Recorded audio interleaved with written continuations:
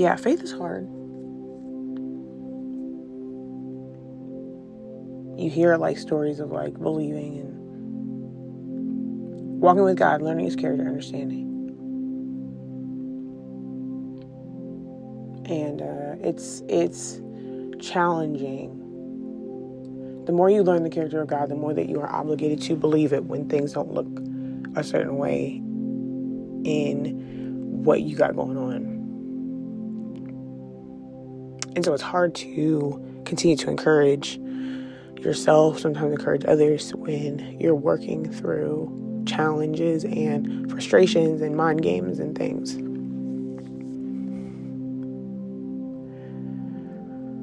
How do you say, God, I'm mad at you? How do you say, I feel like you're asleep?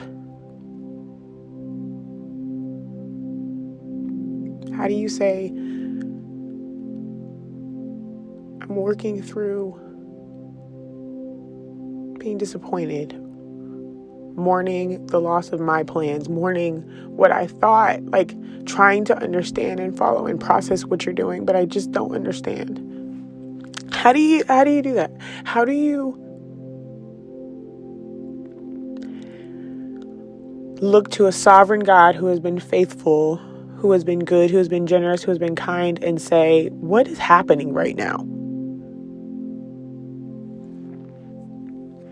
When you tried to abort the mission, He was like, don't do that. Don't abort the mission. And it just feels like all evidence to the contrary. It's very challenging and hard and emotional and frustrating and a lot of things. But you know scripture that says, don't be afraid, for I'm with you. Don't be discouraged, because I am your God. You know the scripture that says, for I know the plans I have for you, plans to give you a future and a hope. You know the scripture that says all things work together. And so sometimes you find yourself going, okay, well, if all things work, then you got it. And that's all you have. You don't have anything else in that moment. Because if all things truly are working together, even the moments that feel like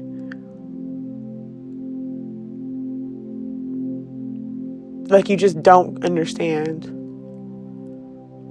they're still working. And so even when you're crying, even when you're upset, even when you're find a moment of solace, when you find a moment of grace, when you find a moment of freedom, God is still God. He's still good. He's still there. He's still working. He's still doing. And so it's very challenging to maintain this space, but I don't think we're always supposed to maintain this space. I think there were always going to be moments where you're down. There are always going to be moments where you don't get it and where you don't feel seen. You feel seen in so many areas, but the one area that you desperately are longing to feel seen in by God, and to even have heard Him speak into that space and still feel like, okay, but what? There are a lot of things that break my heart. But I think the thing that breaks my heart the most is where I look to God and I go, I don't understand. And I'm disappointed in you.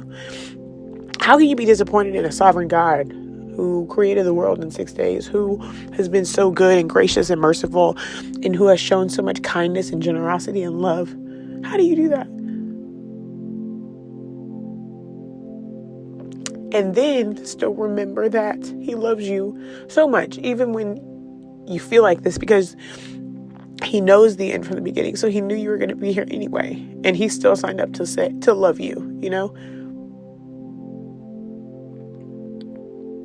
There is it's a dichotomy of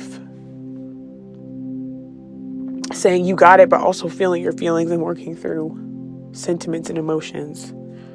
There is the dichotomy of making plans but being flexible to His plan.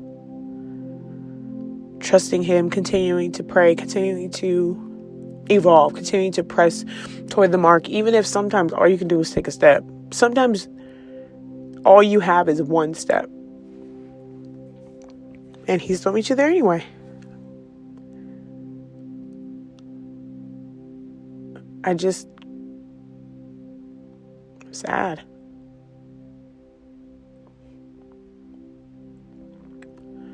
With so many great things happening, I'm just sad. But all things work together.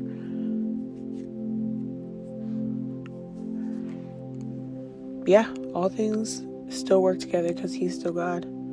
My feelings don't change who He is. He was who He is regardless of me feeling great or not. He was God long before I was even here. So,